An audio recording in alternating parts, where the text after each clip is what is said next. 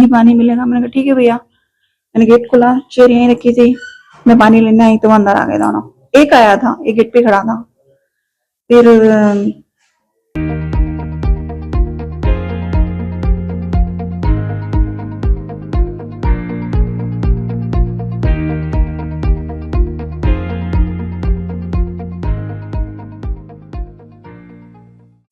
7 फरवरी की बात, हाँ 2 आए थे, बेल बजाई और उन्होंने काट दिया था मुझे और कुछ ऐसे पूछा था कि आप जालंधर गए हो, पंजाब गए हो, गोल्डन टेम्पल देखा है, ऐसी 2-3 बातें पूछी थी तो मैंने उसको मना कर दिया। फिर उसने गेट पे मुझसे बोला कि मैडम पानी, बहन जी पानी मिलेगा। मैंने कहा ठीक है भैया। मैंने गेट खोला, चेयर यहीं रखी थी, मैं पानी लेने आई तो वो अंदर आ गए दोनों। एक आया था, एक गेट पे खड़ा था। फिर उसने मुझे बोला आपको कोई दुख दर्द, कोई परेशानी है तो वो सब आप कैसे मतलब मिट जाएगी। और फिर पता नहीं उसने मुझे एक फूंक मारा था, ऐसे पता नहीं ऐसे ऐसे करके, और ऐसे करके फूंक मार दिया मुझे। मैं मेरी चेयर पे चुपचाप बैठी रही, बहुत देर तक मैं बैठी। फिर बोले कि फिर दूसरे के लिए, दूसरा जो खड़ा था ना, तो बोले इसके लिए भी पानी। मैंने कहा ठीक है। तो ये डोर ऐसे ही खुला हुआ था। फिर मैं पानी लेने गई तो एक यहाँ रह गया और एक अंदर आ गया।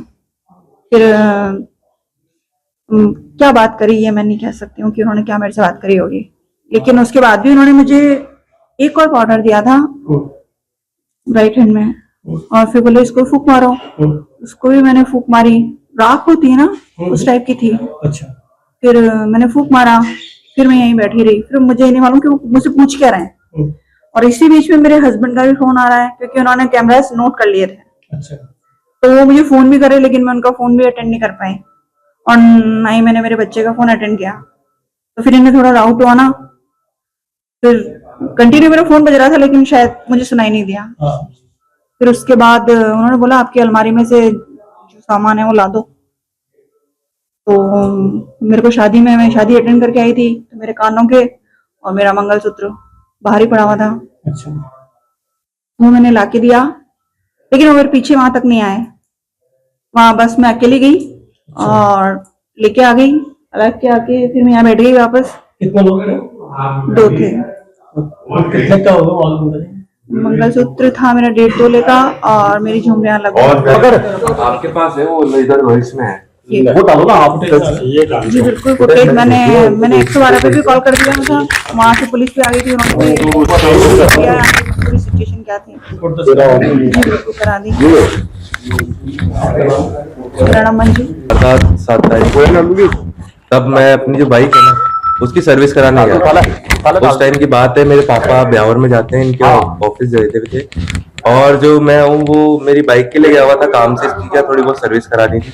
मम्मी घर पर अकेली थी तो मौका देख के शायद वो आ गए।